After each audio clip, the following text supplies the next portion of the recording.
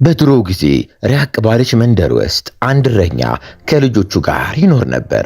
ወንድ ልጅና ሴት ልጅ ነበረው። ይህ እረኛ ሞት እየተቃረበው እንደሆነ ሲሰማው ልጆቹን ወደ እርሱ ጠራቸው። ከዚያም በመለያየታቸው አዝኖ ትንሽ ቤትና 3 በጎች ብቻ ተውላችኋለሁ። ይህን ርስት እንደፈለጋችሁ ተከፋፈሉ። በክፍፍሉ ላይ ግን ምንም ይሁን ምን እንዳትጣሉ አላቸው። እረኛው ከሞተ በኋላ እህቱን የትኛውን ትመርጫለሽ፣ በጎቹን ወይስ ቤቱን ሲል ጠየቃት። እህቲቱም አይ ትንሹን ቤት ከዛ እዚሁ እንድኖርበት ብላ መለሰች። ወንድሟም በቀላሉ ተስማማና ትንሿን ቤት ሰጣት። 3ቱን በጎች እሱም ያዘ። አላህ እድለኛ እንደሚያደርገው ተስፋ በማድረግ በዚህ ሰፊ ዓለም ውስጥ ያለውን ሀብት ለመፈለግ ወጣ።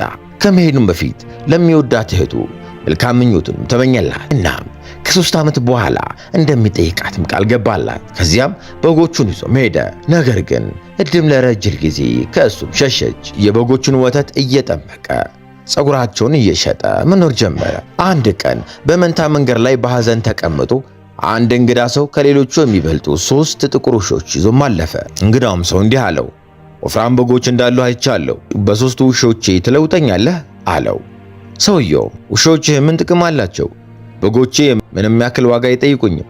ወተታቸውን እጠጣለሁ፣ ፀጉራቸውንም እሸጣለሁ። ነገር ግን ውሾችህ ምግብ የሚያገኝላቸው ሰው እኮ ያስፈልጋቸዋል አለው። እንግዳው ሰውም እንዲህ አለው፣ አይ ውሾቼ ተራ አይደሉም። ውሾቼ እንደምታስበው ተራ ውሾች አይደሉም፣ ልዩ ናቸው።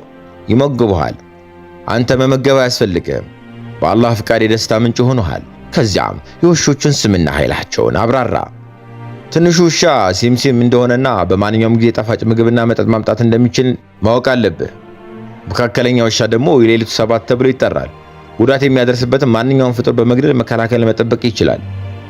ትልቁ ውሻ ደግሞ ቆራጩ ተብሎ ይጠራል። እሱም ብረት ሳይቀር በጥርሱ መቁረጥ የሚችል በጣም ጠንካራ ውሻ ነው አለው። እረኛው በልውውጡ ተስማማና ለእንግዳው በጎቹን ሰጠውና 3 ውሾቹን ከእሱ ጋር ወሰደ። የእንግዳው ንግግር ለመፈተሽ ስለፈለገ ትንሹን ውሻ ሲምሲም ተርቤያለሁ እና ምግብ እፈልጋለሁ ብሎም ጠራው። ወዲያውኑ ሲምሲም ጠፋና ከጥቂት ደቂቃዎች በኋላ በጣም ጣፋጭ የሆነ ምግብና መጠጥ የተሞላበት ቅርጫትም ይዞም ተመለሰ። እረኛው እድሉ በመጨረሻ ወደ እርሱ እንደዞረ እንደሆነ ተሰማውና በአዲሱ ሀብት ተደስቶ ጉዞውን ቀጠለ። ከዕለታት አንድ ቀን እረኛው በመንገድ ላይ እየሄደ ሳለ በጥቁር ፈረሶች የሚሳብ ጥቁር ሰረገላ አጋጠመው። በውስጡ ጥቁር ቀሚስ የለበሰች በጣም ቆንጆ ልጅ ነበረች። እጅግ በጣም ምርር ብላ እያለቀሰችም ነበረ። አዝኖላትና በማወቅ ጉጉት ተወጥሮ የጋሪውን ሹፌር ልጅቷን ለምን እያለቀሰች እንደሆነ ጠየቀው። መጀመሪያ ግን ሹፌሩ መልስ አልሰጠውም ነበር። እሱ ግን በጣም ሲጠይቀው በመጨረሻ ምክንያቱን ነገረው። እሱም እንዲህ አለው፣ ምን መሰለ፣ እጅግ ትልቅና አስፈሪ የሆነ እንስሳ አለ። ሰውነቱ እንደ እባብ ነው። 2 ክንፎቹ 2 ሹል ጥርሶችም አሉት። ይህ እንስሳ በአገሩ ላይ ኃይሉን በመጠቀም በየዓመቱ አንዲት ውብ ወጣት ሴትን እንደ መስዋዕትነት እንዲቀርብ ያስገድዳል። እናም በዚህ ዓመት ዕጣው በንጉሱ ልጅ በንግሥቲቱ ላይ ነው የመጣው አለው። እረኛው ይህን በሰማ ጊዜ ለዚያች ንግሥት እጅግ አዘነ። ከዚያም እሷን ከዛ አስፈሪ እንስሳ ለማዳን ሊከተላትም ወሰነ። ነገር ግን ሰረገላው የሚነዳው ሰው ተው ሕይወትን ሊያስከፍል ይችላል፣ ከሷ ጋር አትከተል ብሎ አስጠነቀቀው። እረኛው ግን ይህን ማስጠንቀቂያ አልሰማም ነበር። ከንግሥቲቱ ጋር ወደ ተራራውም ወጣ። እየወጡም ሳለ ተራራው መሃል ሲደርሱ እጅግ አስፈሪና አጸያፊ አውሬም ተመለከቱ። አውሬው ሰውነቱ እንደ እባብ የረዘመ ነው። 2 አስፈሪ ጥርሶቹና 2 ታላላቅ ክንፎችም ነበሩት። ከአፉ የሚያቃጥል እሳትም ይወጣ ነበር። እናም ቀጥታ ወደዚያች ሴት ይመጣ ነበር። ወዲያውኑ ሁለተኛውን ውሻ 7 ሌሊት ብሎ ጠራው። ፍጠን፣ ያ 7 ሌሊት ንግሥቲቱን ከዚህ ገዳይ አውሬ አድናት፣ ፈጠን በል አለው። ውሻውም በኃይል በአውሬው ላይ ዘለለ። እጅግ ከባድ ውጊያም ተጀመረ። በመጨረሻ ውሻው አውሬውን ወደ መሬት ጣለው። ከባድ ጉዳትም አደረሰበትና በሹል ጥርሶቹ በመንከስ ገደለ። ከእርሱ የቀሩት ጥርሶቹ ብቻ ነበሩ። እረኛው ጥርሶቹን አነሳና እንደ መታሰቢያ በኪሱ አስገባቸው። ንግሥቲቱ ውጊያው ሲጀምር በፍርሃት ምክንያት ስሜቷን አጥታ ራሷን ስታ ወድቃ ነበር። ስትነቃ እሷን ከዚህ ጭራቅ ክፋት ስላዳራት እጅግ ወሰን በሌለው ደስታም ተሞላች። እሷም ብቻ ሳይሆን አገሯንም በዚህ ክፉ አውሬ እና ከዓመታዊ መስዋዕት ስላዳነች ለጀግናው እረኛ ምስጋናዋን ከልቤ መነጨ ደስታዋን አቀረበች። ከእሷ ጋር ወደ አገሯ እንዲመለስም ለመነችው። አባቷ ንጉሡ እንዲያመሰግነውና እንዲሸልመውም ተመኘች። እረኛው ግን እንዲህ አላት፣ አይ ከግዴታዬ በላይ ምንም አላደረግኩም፣ ይህ እኮ ግዴታዬ ነው አላት። ከዚያም ራሴን ለ3 ዓመት ዓለምን የምጓዝበት ዕቅድ አዘጋጅቻለሁ፣ ከ3 ዓመት በኋላ አገርሽ መጥቼ ጎብኝሽልሻለሁ ብሎም ቃል ገባላት። ንግሥቲቱ ሐሳቡን ተቀበለች። ሁለቱም ከተራራው አብረውም ወረዱ። ወደ ሰረገላው ሲደርሱ ሹፌሩ እየጠበቃቸውም ነበረ።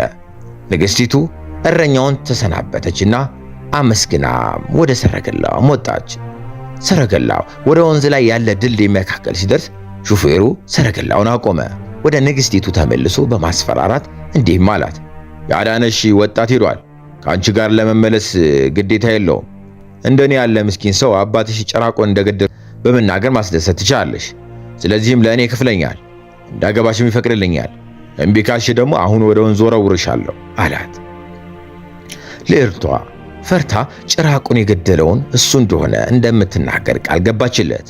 ነገር ግን በድብቅ ላለማግባት አቅዳ ነበር። እሱ ተንኮለኛና ውሸታም ነው። ሰረገላው ከልዕልቷ ጋር በሰላም ወደ ቤተ መንግስቱም ተመለሰ። ሱልጣኑ እጅግ ተደሰተ። ከዚያም ሱልጣኑ የውሸት አዳኙንም አቀፈ። ዜናውን በመላ ሀገሪቱም ተሰራጨ።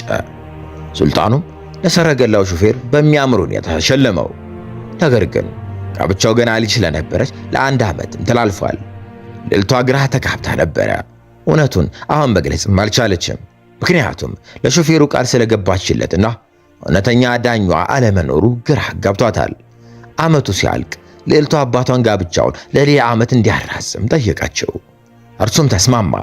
ከዚያም ለሌላ ጊዜ እንዲተላለፍ ጠየቀች። ሱልጣኑም እንደገና ተስማማ። ልዕልቷ እውነተኛ አዳኟ በ3ኛው ዓመት መጨረሻ እንደሚመለስ እርግጠኛ ነበረች። 3 ዓመታት አለፉ። እርሱም አልተመለሰም። ልዕልቷ ለሌላ ጊዜ እንዲራዘም ምንም ሰበብ አልነበራትም። ስለዚህ የሰርጉ ቀንም ተወሰነ። በሰርጉ ቀን አንድ እረኛ ከ3 ጥቁር ውሾቹም ጋር መጣ። ዝግጅቱን አይቶ ስለ ምክንያቱም ጠየቃቸው። የልዕልቷ ሕይወትና የማህበረሰቡን ሕይወት በዚያች ሌሊት ያዳነውና ጭራቁን የገደለው ሹፌርን ታገባው። ወጣቱ ዜናውን ክዶ ለሰዎች እሱ አዳኝ መሆኑን ለመናገር ሞከረ። ነገር ግን ማንም አልሰማውም። ተይዞም ታሰረ። ወጣቱ በደረሰበት ችግር አዝኖ ስለነበር ትልቁ ብረት ቆራጩን ውሻውን ጠየቀው። ውሻው ወደ እስር ቤቱ በመስኮት ዘሎ የብረት ዘንጎቹንም ቆረጠ። እረኛው ከውሻ ጋር መጣ። እረኛው ርቦ ስለነበር ውሻውን ሲምሲምን ምግብ እንዲያመጣለት ጠየቀው። ሲምሲም በሱልጣኑ ዘውድ የተሸፈነ ጨርቅ ይዞለት ተመለሰ። በተለያዩ ጣፋጭ ምግቦች የተሞላ ምግብ ነበረ።